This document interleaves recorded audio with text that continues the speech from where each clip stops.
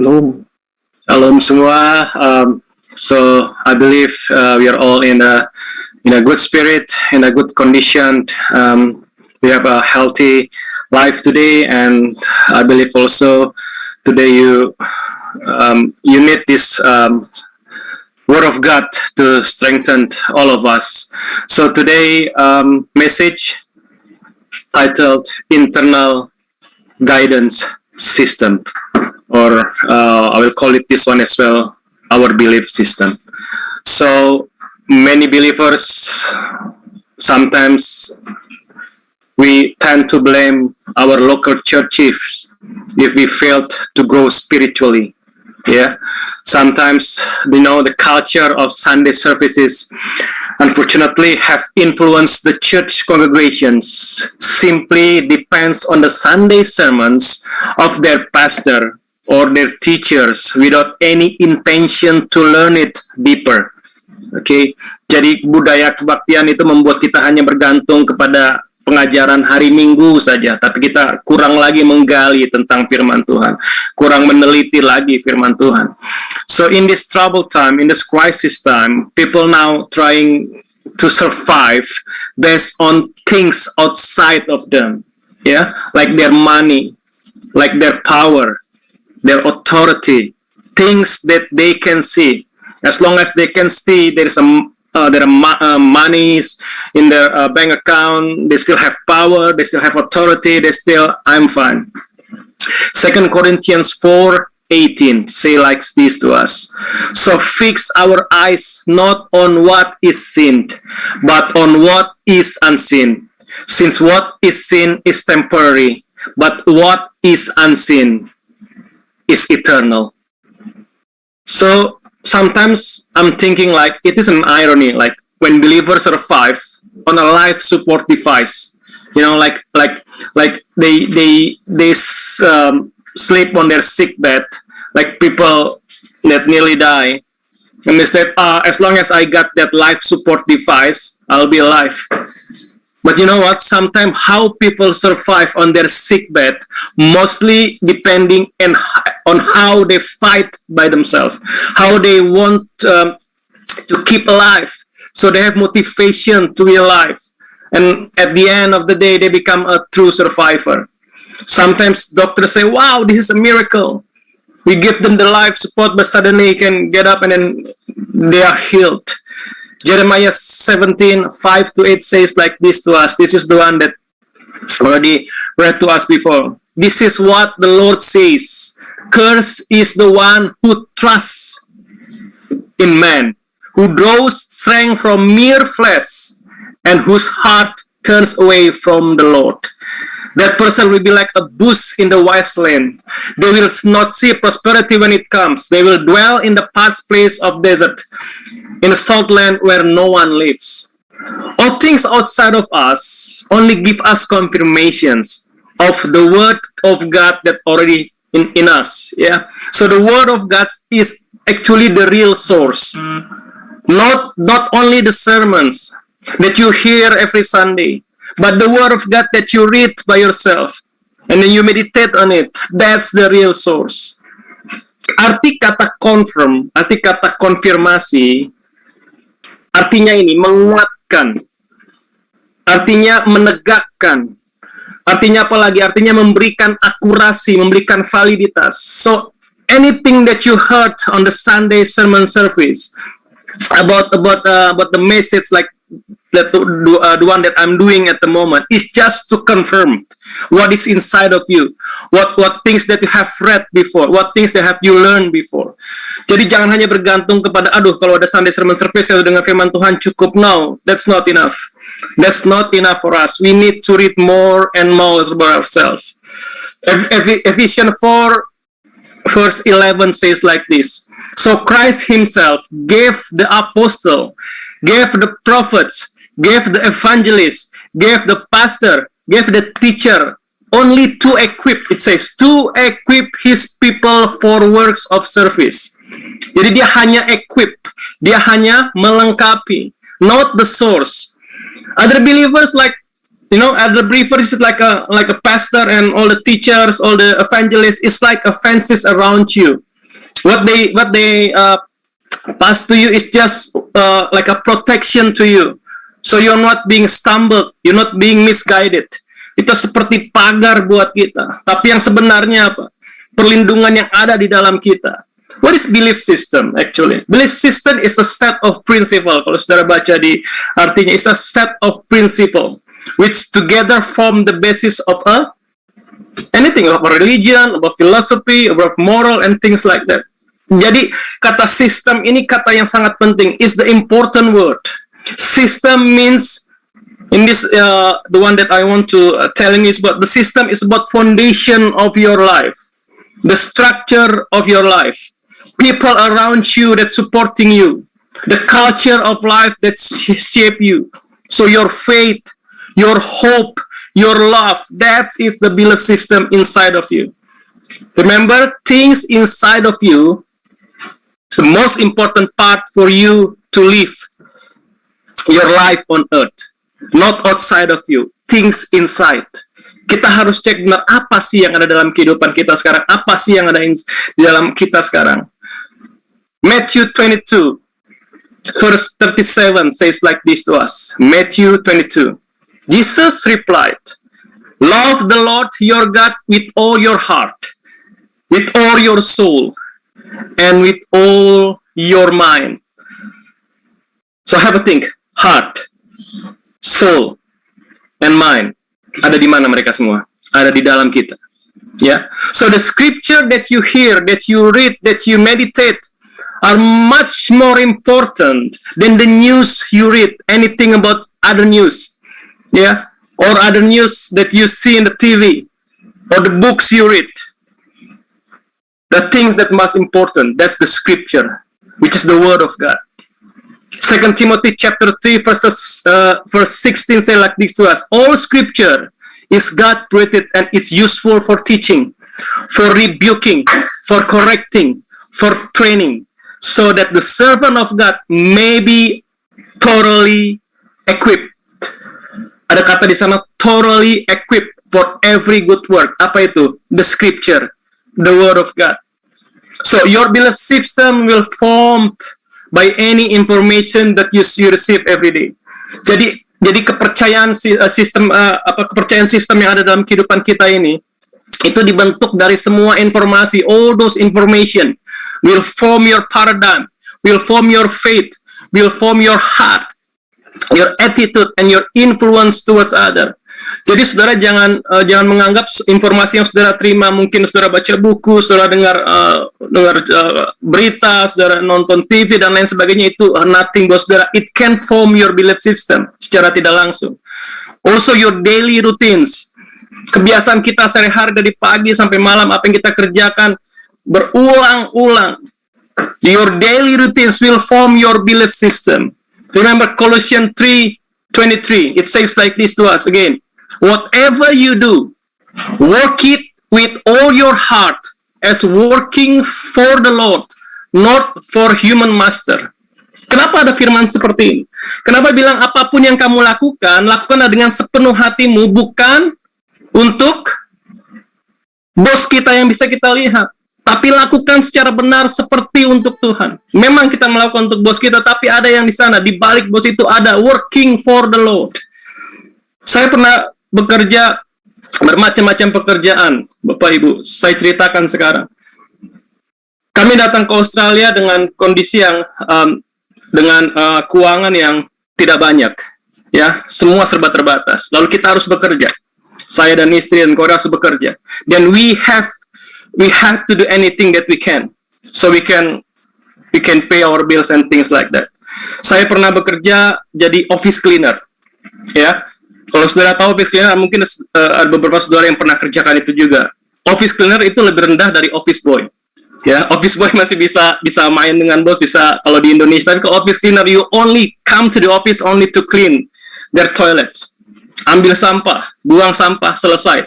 Besok pagi, at the end of the day, you come again, you clean all the dirty things in the office. And then I also clean the shopping mall. Kalau saudara jalan-jalan ke Burke Street, ada mall di sana. Saya pernah kerja di sana, saya pernah pel itu mall. Habis dipel, orang jalan kotor lagi, saya pel lagi. jalan lagi, pel lagi, bersihin toiletnya. Terus saya pikir ada teman datang, and one friend come to me and said, hey, kalau kerja pekerjaan begini, nggak usah serius-serius.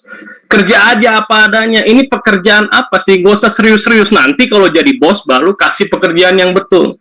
Baru bekerja yang betul. Kalau pekerjaan ini, ya udahlah. Shortcut aja, potong-potong-potong. Yang penting kita cepat pulang, cepat selesai. Then I'm thinking, hey, this is about belief system. Ada firman Tuhan bilang, kalau kita dikasih kepercayaan kecil, kita harus lakukan agar kita dikasih kepercayaan yang besar. Kalau kita benar dalam perkara kecil, kita juga benar dalam perkara besar. That's about your belief system. Kalau kita dikasih pekerjaan kecil, kerjakan dengan baik. As you working for the Lord, not for human master. Jangan lihat, ini pekerjaan kecil, udahlah, nanti kalau jadi bos, baru bekerja benar. Now, from the small things is form your belief system. Your belief system, the internal guidance that will drive your response. And this time of crisis is really shows who you are. Once you do not have the strong internal guidance system inside of you, you are in the weakest position. Jeremiah 17, like we read before. This is what the Lord says.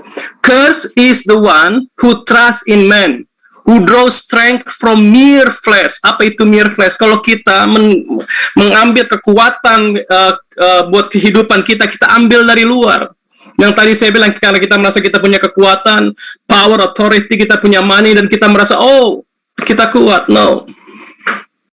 The crisis, troubled time like this pandemic, will truly expose what really inside of you.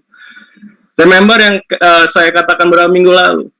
Kalau di krisis ini, no permanent solution. There is no permanent solution in temporary problem. Karena kita percaya ini temporary. Jadi permasalahannya juga, maksudnya jawaban dari masalah-masalah ini nggak hanya satu permanent solution. Ada beberapa yang harus kita lakukan. Ada orang hanya bunuh diri, permanent solution, agar mereka merasa, saya udah putus asa. Permanent solution, bunuh diri. Padahal masalahnya temporary. Tapi dia menyerahkan untuk, bunuh diri. But the problem is temporary. Same like we decided untuk sakit hati, untuk membenci, untuk kepahitan seumur hidup. Padahal masalahnya masalah hubungan yang temporary. Mungkin bisa kita fix dengan berbagai hal. Tapi kita merasa saya memutuskan untuk sakit hati seumur hidup. Saya benci dia seumur hidup. Saya kepahitan seumur hidup. Again, jangan pernah bereaksi secara permanen untuk masalah yang sementara, Bapak Ibu. We need to always learn and teach our next generation about how we building their belief system, how we build their belief system as well, to face always changing seasons in front of us. Kita udah belajar tentang musim. Saya ingat saya sampaikan tentang musim. There is a time for everything and season for every activity under the heavens. Ya, Yesus menceritakan kepada murid-muridnya, hey, look at the fig tree, Lukas 21, and all the trees, when they sprout leaves, you can see for yourself and know that summer is near. Kita sudah lihat, hey, lihat, apabila kamu melihat pohon-pohon itu sudah bertunas, kamu tahu bahwa dengan sendirinya bahwa musim panas sudah dekat. So, the presence of Jesus, the Son of God, inside the believer is the only source of life. I am the way and the truth and the life. No one comes to the Father except through me. John 4:13. Jesus answered, everyone who drinks this water will be thirsty again, but whoever drinks the water I give them will never thirst. Karena apa? Air kehidupan itu sumbernya hanya dari Yesus. So, and I need to remind you again here about the crisis time here. Crisis is an event, Bapak Ibu. It's out of our control. We can only control what we can control. That's our thought and our feelings. Yeah. Now, in this crisis, there's another thing that we need to know. That the crisis have always been another source of development and growth. This is the time that you can walk with God closer than before. Mungkin dengan saat-saat yang ada saat ini, di krisis ini, kita bisa berjalan dengan Tuhan lebih dekat lagi. Lebih daripada sebelumnya. Di mana kita bergantung sepenuhnya kepada Tuhan. God loves the season, this kind of season, to test your faith, to test your belief system. Nowadays, the quality of your faith is being tested. The quality, what kind of truth that you have, that you're holding as the moment is being tested. Contoh, kalau saudara sedang berjalan saat ini, saudara berjalan satu arah, kiri tembok, kanan tembok. Waktu saudara sampai di ujung jalan, saudara melihat tembok besar lagi, tinggi ke atas. I just want to ask you, what should you do? Kalau saudara melihat tembok yang besar itu, saudara sekarang melihat pandangan saudara kemana? Ke kiri tembok, ke kanan tembok, ke bawah jalanan, ke depan tembok. Kemana saudara harus melihat? Ke atas. So this time of trouble, something, where is the way out? Sometimes the way out ada di atas. Tapi kita harus coba lihat ke atas. Kita nggak bisa lagi lihat kemana. Hey, sumber kehidupan itu ada di atas. Ada jalan buntu, lihat kemana? Ke atas.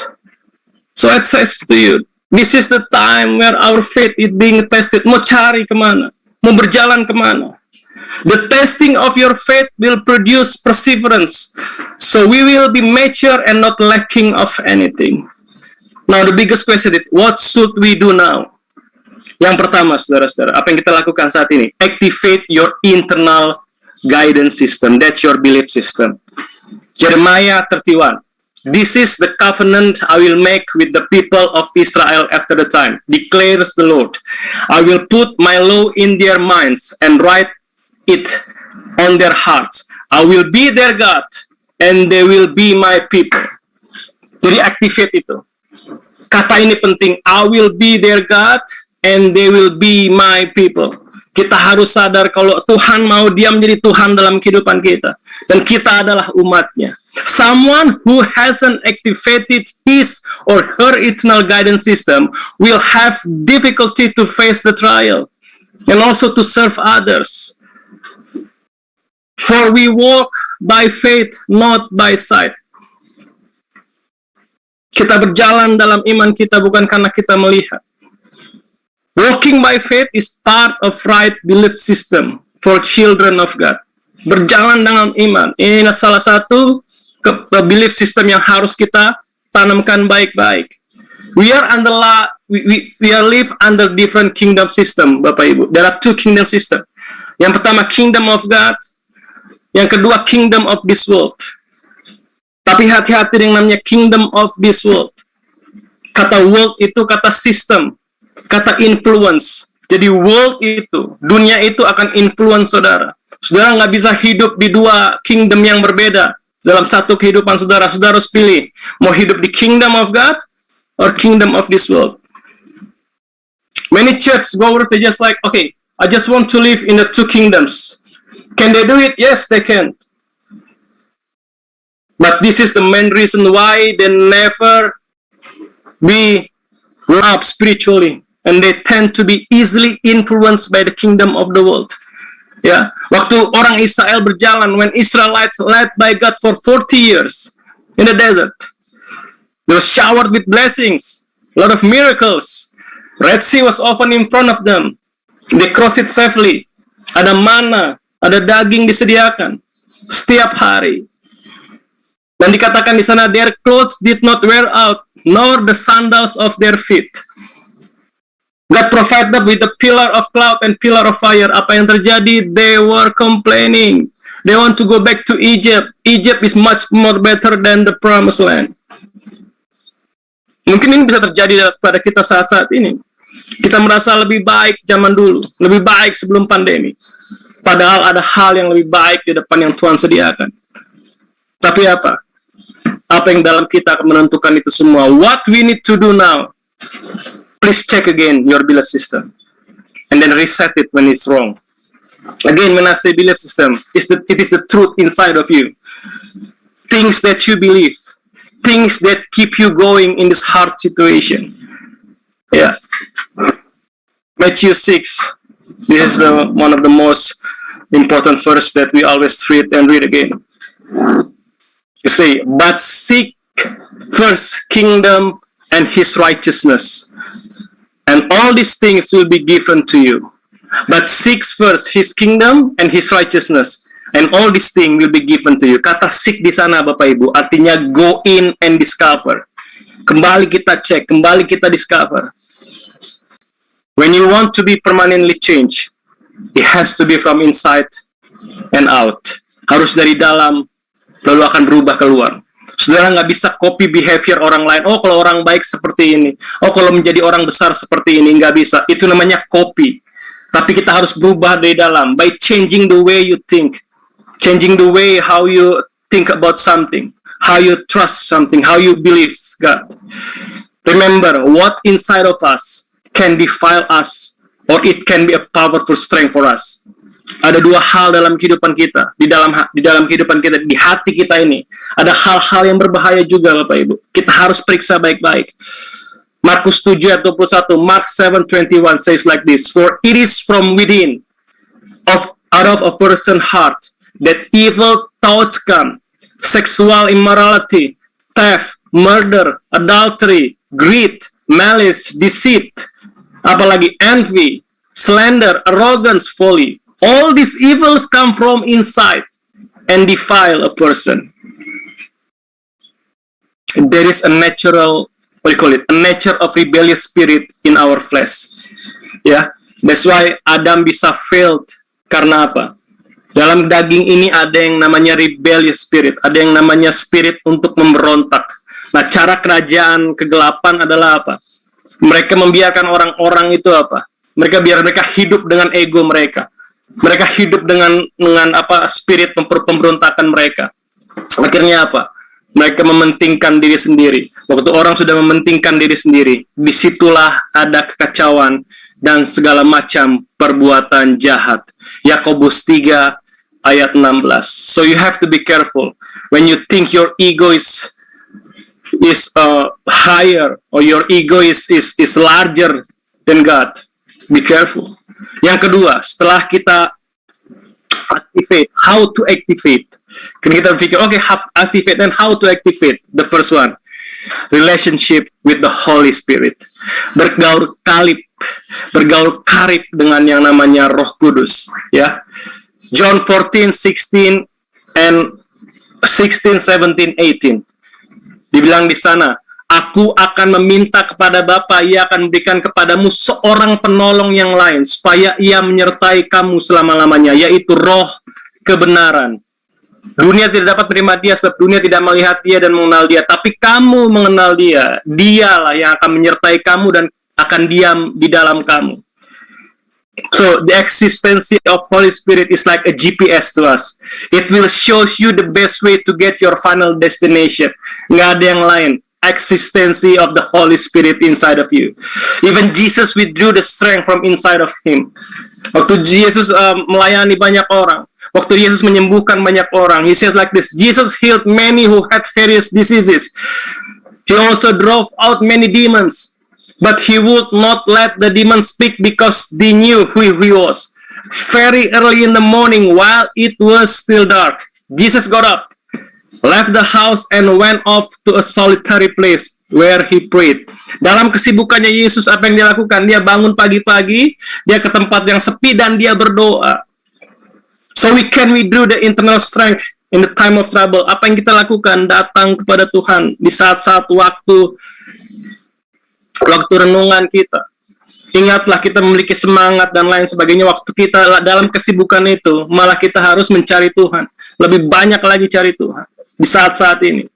Yang kedua, enhance daily your awareness about God's presence.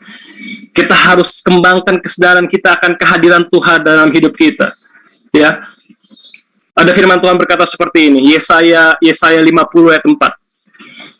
Bilang seperti ini, Tuhan Allah akan memberikan kepadaku lidah seorang murid, supaya dengan perkataan aku dapat memberikan semangat baru kepada orang yang letih lesu.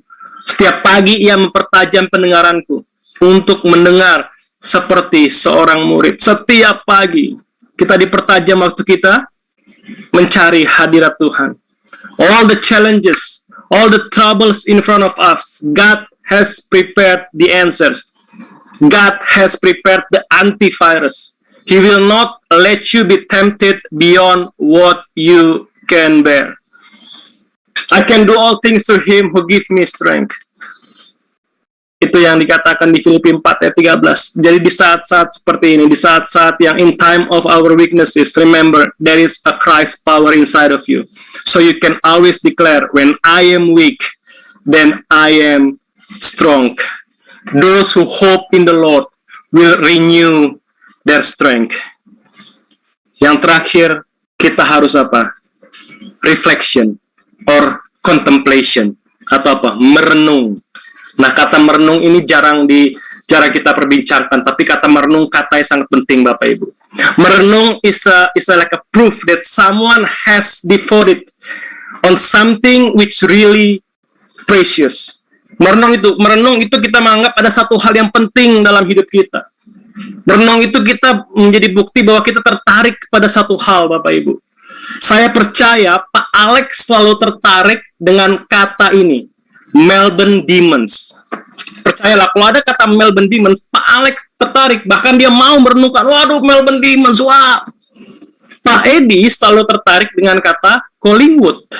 Kalau ada kata Collingwood, dia pasti sangat tertarik, dia mau merenungkan, wah Collingwood.